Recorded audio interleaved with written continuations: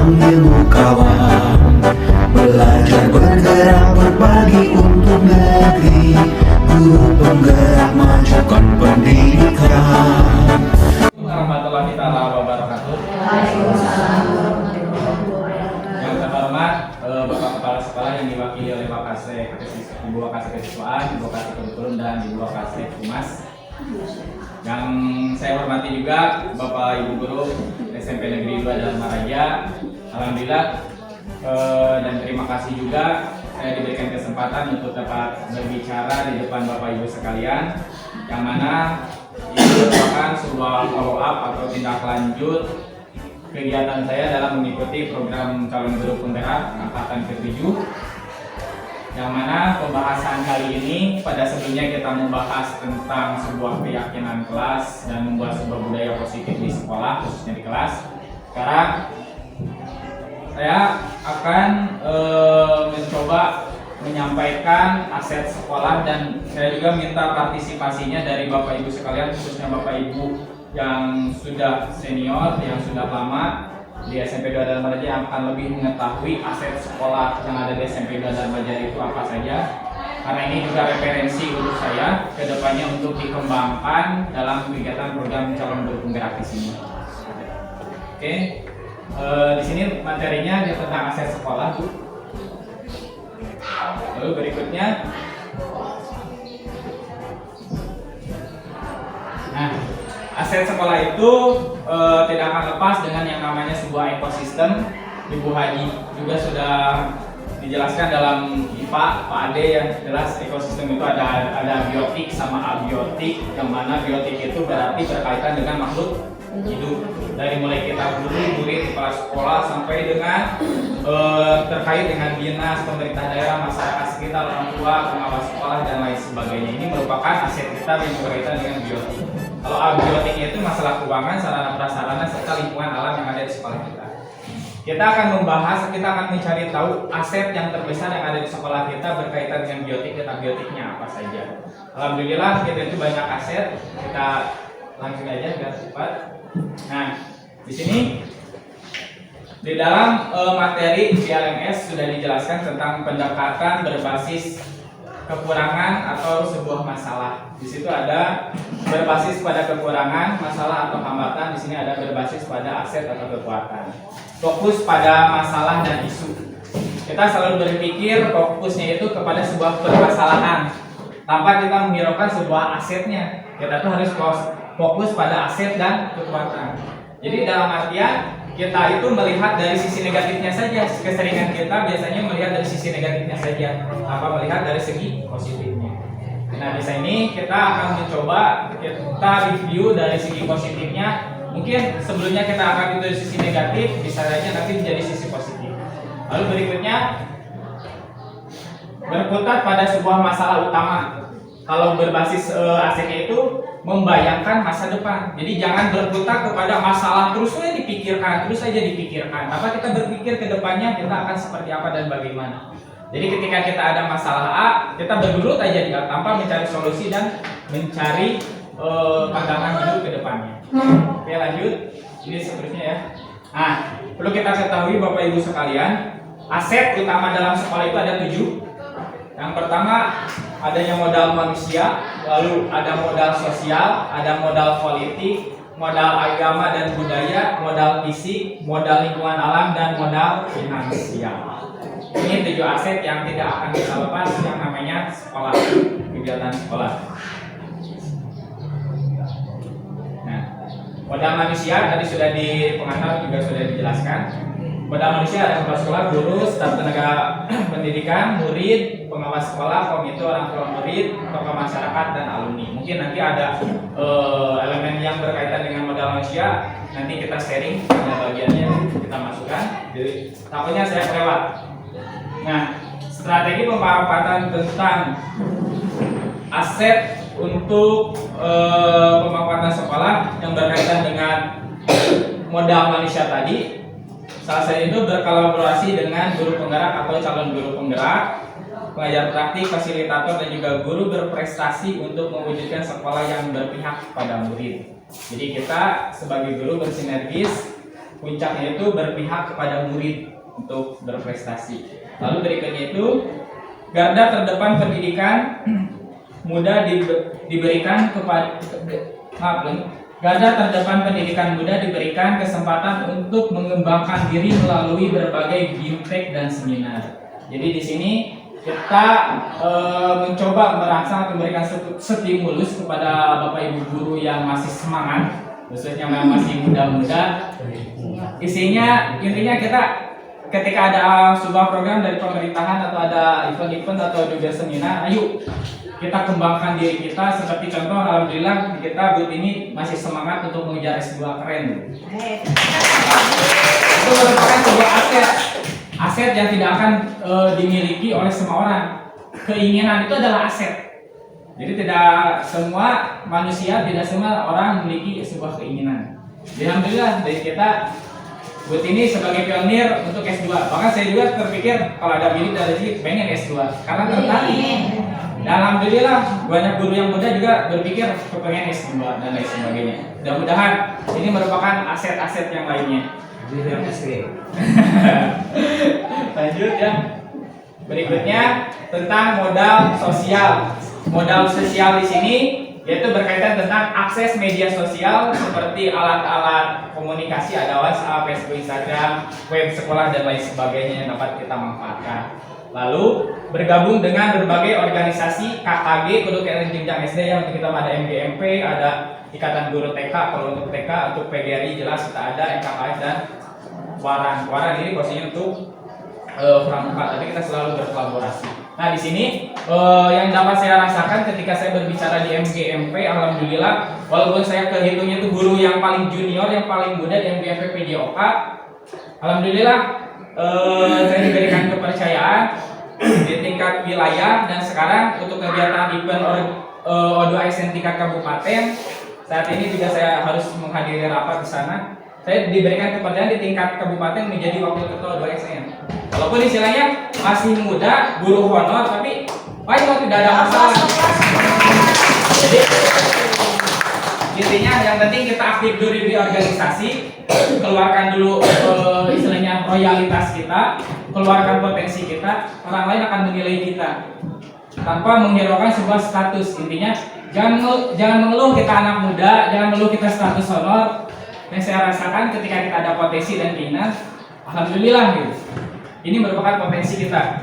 Lalu berikutnya menjalin hubungan dengan aparat setempat seperti RT, RW, perangkat desa dan kecamatan. Ini aset sosial. Berikutnya strategi pemanfaatan aset untuk pengembangan sekolahnya. Memanfaatkan media sosial menjadi wadah bagi guru dan murid untuk publikasi karya. Di sini saya selalu merangsang kepada murid, silakan kalian publikasikan semua kegiatan yang ada di sekolah kita biar orang lain melihat SMP 2 Dharma Raya. Karena dengan zamannya sekarang bukan lagi zamannya istilahnya berita dari mulut ke mulut, tapi sudah zamannya kita open di media sosial. Maka dari itu saya selalu aktif di sosial media. Saya buka Instagram sekolah, Facebook sekolah, YouTube-nya Pak Wawan sekolah, TikTok-nya juga sudah ada. Jadi silakan Bapak Ibu yang punya akun-akun tersebut, yuk kita join, kita sinergis, kita promosikan sekolah kita untuk lebih baik lagi. Lalu berikutnya dengan menjalin sebuah hubungan baik dengan masyarakat setempat akan menghasilkan dukungan dari masyarakat pula, sehingga masyarakat membantu dalam pemantauan murid di sekitar sekolah. Jelas ya, kita harus berkolaborasi dengan lingkungan. Bila mana takutnya ada murid-murid tertentu yang nyeleneh, kita bisa berkolaborasi dengan pemerintahan setempat. Oke, lanjut. Berikutnya ada sebuah modal politik. Modal politik di sini kita berbicara bukan sebuah politik yang dalam artian politik pragmatis yang saat ini lagi rame-ramenya, tapi politik di sini sebuah strategi pendekatan saja. Modal politik di sini yang berkaitan tentang layanan kesehatan dari puskesmas. Ini politik. Jadi intinya politik bukan berarti politik dalam konotasi ya.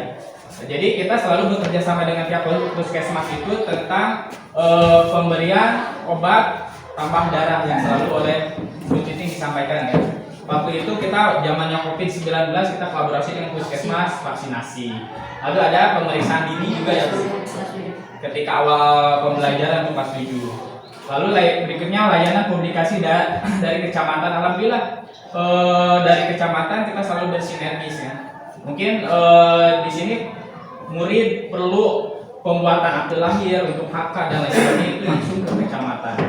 Berikutnya layanan Kamtibmas dari Polsek, ini penyuluhan seperti penyuluhan adanya untuk penyalahgunaan narkotika dan juga tentang keamanan lalu lintas, keamanan sekolah. Lalu ada layanan publikasi dari Haramil sama penyuluhan tentang cinta tanah air atau bela negaranya. Ini dari TNI-nya. Nah, berikutnya ini kegiatan modal kegiatan agama dan budaya yang berkaitan dengan aset yang berikutnya. Di sini yang jelas konkret yang pernah kita alami untuk SMP Dharma Raja dan berkolaborasi dengan kegiatan agama dan budaya dengan kecamatan yang pada saat itu. Aset dari kecamatan itu atau kita itu adalah homogen, semuanya agama Muslim dan Islam.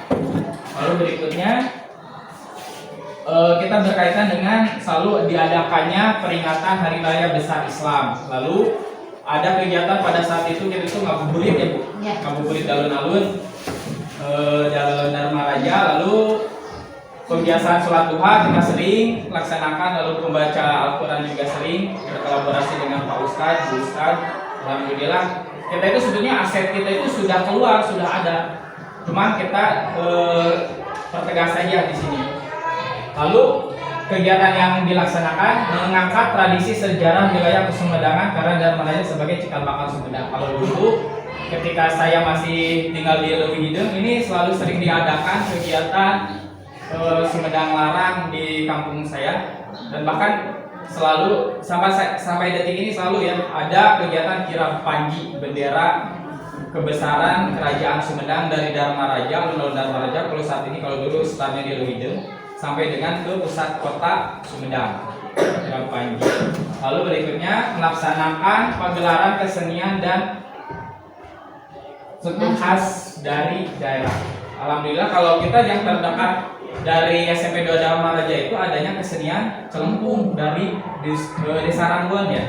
Ini ketika kemarin saya presentasi di ruang kolaborasi, saya mengangkat tentang celempungnya Ranggon. Videonya saya ambil, saya sampaikan karena pada beberapa tahun belakang saya tahu golongan sehat yang pernah tampil celempung ya, asli dari anak-anak SMP 2 Dharma Raja. Jadi saya sampaikan bahwa dari SMP 2 Dharma Raja itu tradisi dekatnya itu dengan kesenian celempung. Lalu adanya makanan tradisional seperti dari olahan ikan dari Bendungan Jati Gede. Alhamdulillah saya juga mengangkat waktu saat itu kita mengangkat kegiatan membuat ikan asin. Narasumbernya langsung Pak Wahyu, hingga abon ikan yang Bu Haji Udin. Jadi itu juga diangkat juga. Nah ini kegiatan-kegiatan yang sudah dilaksanakan untuk kolaborasi dengan kecamatan, kegiatan teras pendopo. Kebetulan pada saat itu ada Pak Nandang juga ada kepala SMP Dharma Raja dan pada saat itu 2 Dharma Raja. Ini ada kepala SMA SMA Dharma Raja. Ini anak-anak kita dari SMP 2 Dharma Raja yang tampil. Kalau ini anak SMA-nya. Ini aset yang sudah terlihat. Lalu berikutnya, aset berikutnya itu adalah modal fisik. Modal fisik berkaitan dengan gedung sekolah, perangkat dan peralatan sekolah, lalu sarana transportasi, lingkungan sekolah yang sehat, dan teknologi informasi dan komunikasi. Mungkin terkendala aset sekolah kita itu dulu, kita aset sekolah itu masalah transportasi, ketika saat itu angkot berhenti langsung di depan sekolah, sekarang angkot harus masuk. Ini kendala kita untuk saat ini. Tapi ini bukan kendala yang terlalu berarti. Lalu berikutnya peralatan olahraga dan ruang laboratorium. Ini ke aset-aset yang ada di sekolah yang tidak disampaikan. Lalu berikutnya modal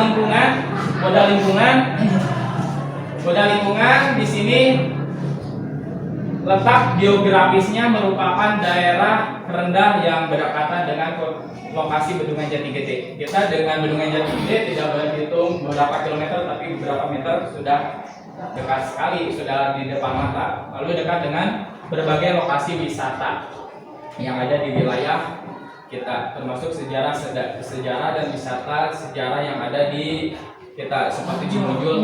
Terdekat dengan itu sejarah kita itu Cimunjul, situs-situs peninggalan Sumedang. Ini merupakan aset juga.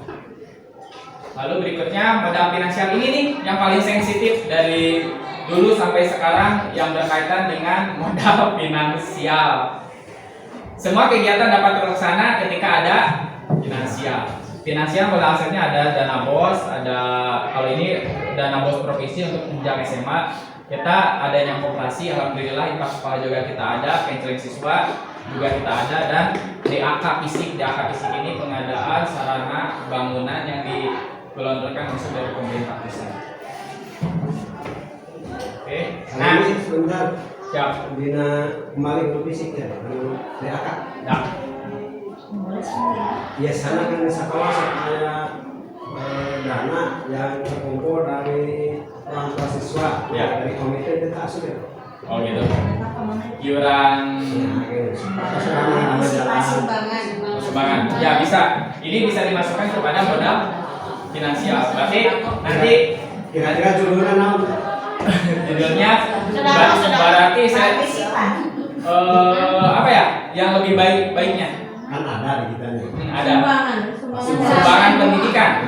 Sumbangan pendidikan ya. Berarti kita bisa masukkannya itu kepada istilah itu sumbangan Iya. pendidikan. Termasuk dari alumni kan sebenarnya. Ya betul. Pertawas nama itu bentengnya.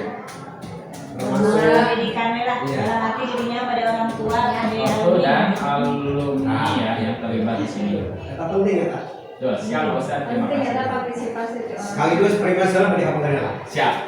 Karena kenapa ini kita saya laksanakan? Inilah perlunya kita diskusi. Nah, ini muncullah sebuah pertanyaan.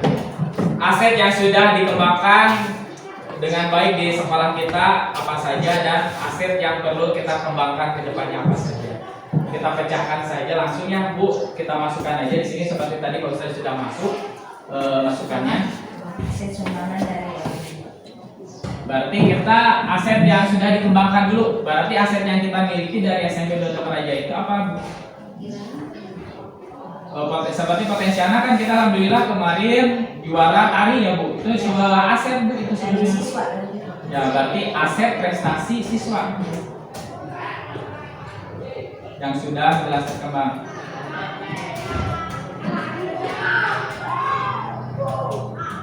Bidang seni ya, seni tari. Peserta didik. Wali gentasan, Oh. peserta didik asis. Untuk sekarang murid istilahnya itu di sekarang itu dalam kurikulum merdeka itu bukan siswa, bukan peserta didik, tapi kita kembali lagi kepada murid. Lalu aset yang sudah kita kembangkan berarti kita itu lingkungan ya, kita berbicara ya Pak, Sepak bola, olahraga ya, di bidang olahraga, basket, bidang olahraga.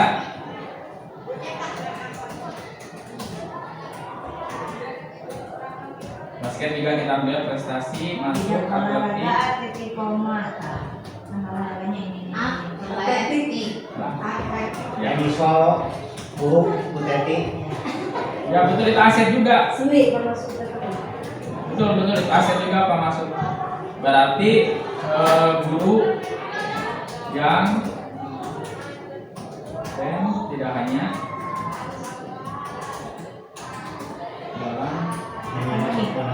dalam pengajaran, tapi dalam bidang seni juga ya. Iya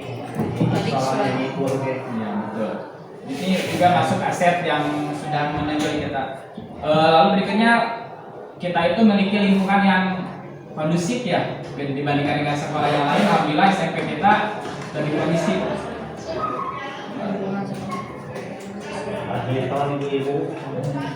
Lingkungan sekolah yang lingkungan nantinya.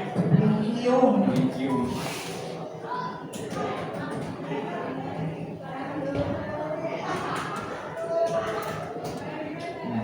Barangkali ada lagi Bu, Pak?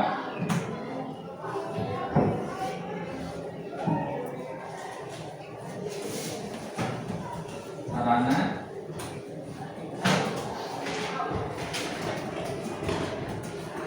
Udah memadai belum? Belum. Hampir. Belum masuk. Ya, belum masuk. Ini PR kita ya. Berarti kita yang harus dikembangkan nanti maksudnya. Harus dikembangkan bidang sapras. Ya, siap. Nah, di sini aset yang perlu dikembangkan di sekolah kita.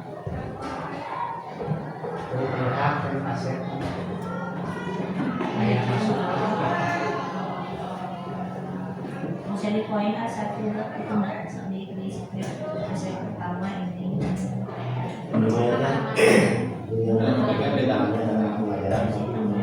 yang dikembangkan dan bidang 1 investasi 2 bidang modal. Yang harus dikembangkan berarti apa lagi? Tadi sapras. Saluran masalah. Sapras. Yang perlu dikembangkan yang masih Yang perlu. Yang perlu dilengkapi ya, masih banyak. Berarti di sini masih yang uang yang belum pembelajaran. Kan seperti ruang guru kan kita belum ada ya. Tapi atau sarana pembelajaran dasar belum ada. kegiatan Ruangan. Proses sapras itu sapras sampai ke sekolah kenalnya mana? Sapras kan meliputi peralatan, ada bangunan. Jadi kita masih banyak ruangan. ya banyak ruangan ya. Terus apa lagi? Barangkali ada lagi Pak? Ruangan pembelajaran yang belum mencapai. Ya. Ruang pembelajaran.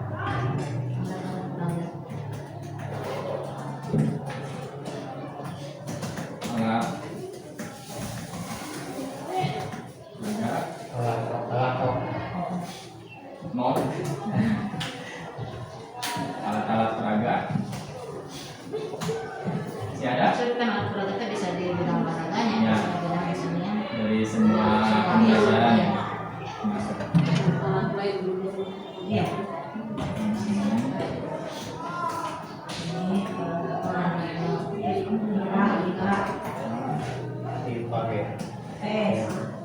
Terus juga ada kit-kit ya, kit PS yang belum maksimal. Kalau dari segi IT-nya kita udah masuk belum? Masih belum.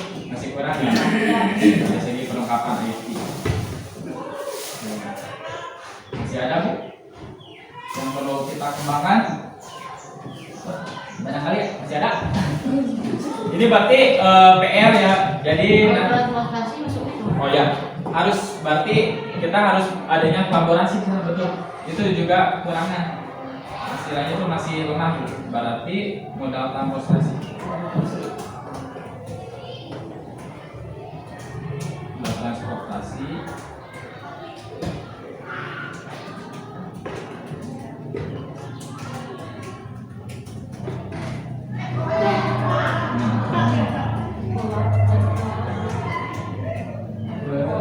Oh, ya.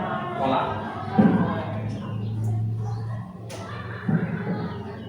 Dekat makan.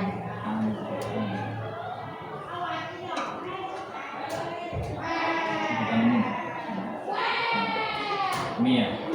Berarti sapras aset yang harus kita kembangkan berarti berada titik beratnya itu pada sarana prasarana, ruangan, perlengkapan pembelajaran, dan juga ini PR terbesar kita itu adalah modal transportasi.